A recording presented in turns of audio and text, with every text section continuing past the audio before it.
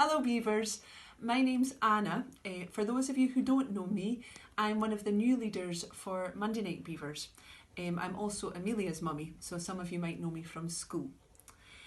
As you all know, you're working towards your Scottish Thistle Award, which is the Beavers Award to do with all things Scottish. And I see you've all been doing some great activities. So tonight's craft is to do with a famous Scottish character that some of you might have heard of, Nessie, sometimes known as the Loch Ness Monster. The Loch Ness Monster is a mythical beastie creature who lives in Loch Ness, which is a big freshwater loch near Inverness. Now, the loch itself is one of the biggest freshwater lochs in Scotland and in the UK, and is 23 miles long and 800 foot deep. So you could see how a monster might be able to hide in there. There have been sightings of the Loch Ness Monster that date back over 1500 years ago, so she's quite an old creature if she is there. And although there have been sightings and stories, some have been carved into rocks by the Pictish people, so really, really old sightings, they've never managed to catch any monster yet. Some people even think that she may be a dinosaur which has survived, but it's up to you to see if you can create some stories that you think might be good explanations of what Nessie is. Anyway, tonight what we're going to do is make our own little Nessies that you can show to your friends. What you need for this craft activity is some paper. Now, I had some coloured paper, but you can use white paper because we're going to be colouring it and decorating it. So some paper, some scissors, a pencil or a pen, some glue and some sellotape, and you can use some felt tip pens or crayons or coloured pencils. And if you've got any spare bits of craft things like feathers or spotty bits or old bits of paper or ribbon, they can be used too. And for the stick parts, you can use some sticks from the garden. They just need to be quite straight. Or if you've got any lollipop sticks or some cut cardboard, they can be used as well.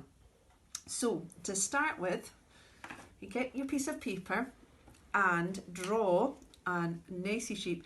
Try and make it as big as you can on the paper because it will make it easier to cut out. So it's like a big snaky shape. Goes round. But again, you can make your Nessie shape any way you like, as long as it's thick enough to stick on to the sticks. So there. So we've got a rough Nessie shape.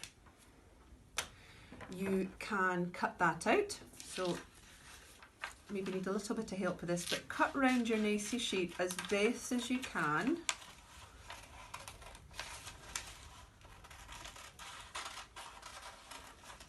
Okay, so you keep cutting that out.